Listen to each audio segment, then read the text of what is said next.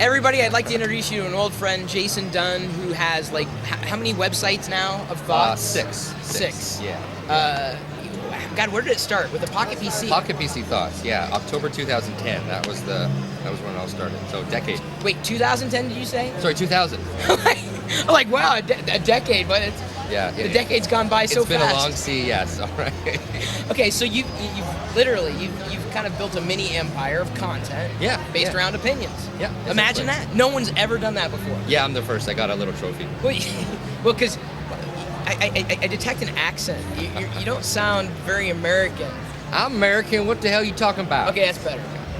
So, no, you are from Canada. Yes, that's correct. Yeah, so we've had I've seen plenty of discussions from how digital media has evolved and how Canada actually experiences digital media differently than America does. Yeah. There's a lot of really cool things that I see here, and then hey, can I get this in Canada? And it's like, oh, we're still working on the licensing, and like for Windows Phone, for example. Right. Windows Phone launched in Canada. You can buy TV shows and movies from the Zune Marketplace, no music. So it is a brand new smartphone platform with no ability to purchase music. Genius. Yeah. So Microsoft guys are working on it, but it's painful. Well, there's only so much, so much a company can do, especially if you're, limited by a country's restrictions. Yeah. But I tell you, Reese's product placement, they do have Reese in Canada. They do. And the minis just launched in Canada. It's going to sound so cheesy, but I really do love Reese. It's like one of my favorite things. I have the power to do that. Awesome. So, Jason, yes. What's your latest thoughts site? We launched Android Thoughts about 4 months ago now. Okay. Yeah, so we're talking about Android stuff, everything there. We also talk about Android-based tablets, so there's been a lot of interesting news. You can't go 5 feet at CES without tripping over an Android tablet. I believe it. Polaroid has an Android tablet. Wow. Yeah, go figure.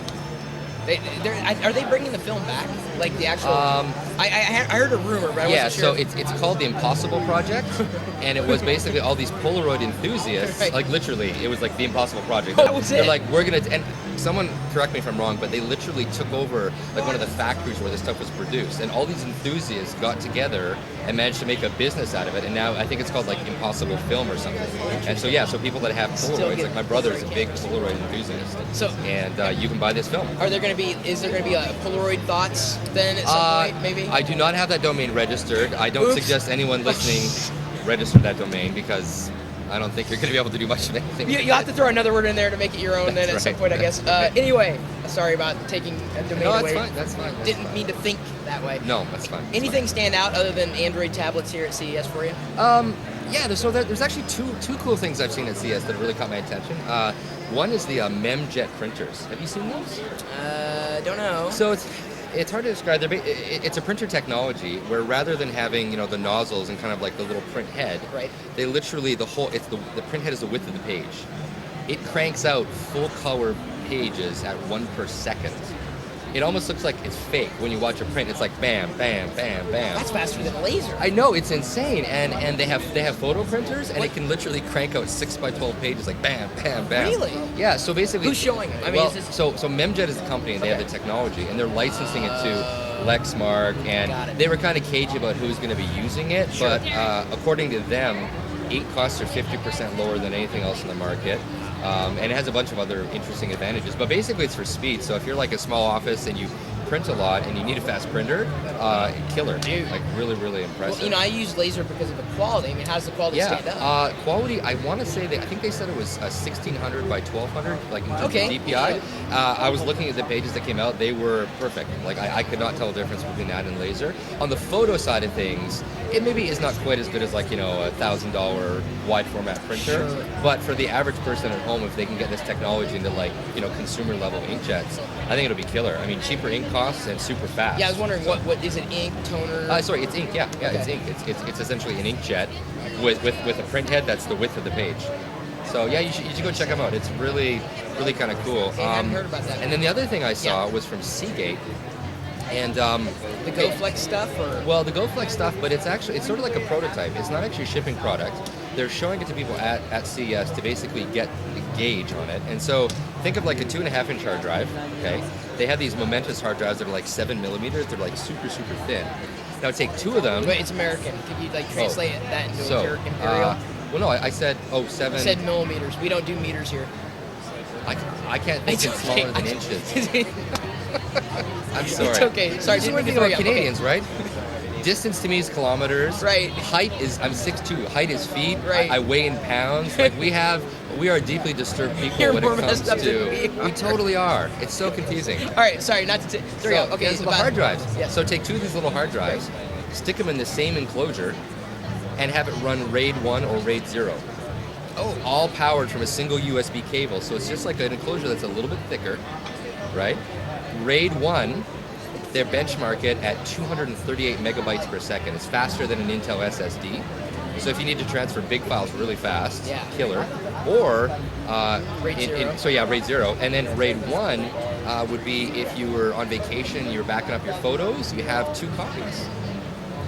Is that not awesome? that's pretty So slick. yeah, I'd actually talked to Seagate about 6 or 7 months ago about this. I called them up and I'm like, hey, I have this idea that I'm sure you guys have thought of, but why haven't you made it? And they basically said, well, we've actually been thinking about that, and then now they're showing it to people. So basically, if people want to see it, they need to just kind of make some noise and say, Right. hey, Seagate, release this product, because for me, it would be killer. You Like, talked to I would Rich over love there? it. He's one of the people active on the Seagate Twitter account. Okay, Yeah, okay, Big no, guy, he's got don't huge know him. tattoos. Oh, sounds you like couldn't, fun. You Yeah, could not miss can't him at the miss booth. him. Yeah. Absolutely could not miss him. Yeah, so those are the 2 things that I think stand out because they're not Android tablets, and there's stuff that I actually haven't really seen before. Yeah, and So. not that you're slamming Android. It's just that, as you said, every other. Sorry, booth yeah, seems yeah. to I'm have not an slamming Android. tablet. I saw some really cool Asus tablets. Like they have a Windows 7 tablet, and then they have a couple of Android tablets. There's like that slide. Have you seen that? Like the keyboard, you like press a button Yeah, and it goes like. Yeah. So yeah, so I mean, Asus is doing some really cool stuff with Android and with Windows 7. On the same device. No, that was I believe that one was Android only. But then they have a Windows 7 tablet that's like Core i5 processor, and you use it and it actually doesn't feel like a slow Windows tablet. What's a Now, processor again? It was a Core i5. No, I I don't mean, know what's speed. a processor? I don't know. Oh, sorry, a processor. Oh, a processor. Processor. I Got forgot it. that I'm in America. Well, Jason, I know you got to get scooting, but Yeah. really appreciate you Thanks, stopping by. man. And you Yeah. got your Reese. Tons of fun. I will say Reese, Reese. for you. So it's Reese's down here, Yeah. and Reese up in Canada. Yeah. I've never noticed And that the reason before. why, as I Yeah. came to discover, was because apparently, in the French language, they don't have an apostrophe S. So in order to be in Canada, they had to drop the apostrophe S. That whole dual language thing. It's why most of our laptops have a shrunken left shift key, which drives it. If you're a touch typist, it's insane. Take your shift key and cut it in half, and then put a little French character there. So you Mad. you only like. I love the French in Canada, but that keyboard thing bugs me. Yeah, what's up with that? What's up with that? Maybe you should call Seagate on that and say, hey, Hey, can you it'd be fix great that? if you could. Thanks again, Anyway, Jason. thanks a lot, Chris. Hey, no Appreciate worries. it. Have a good show. You too.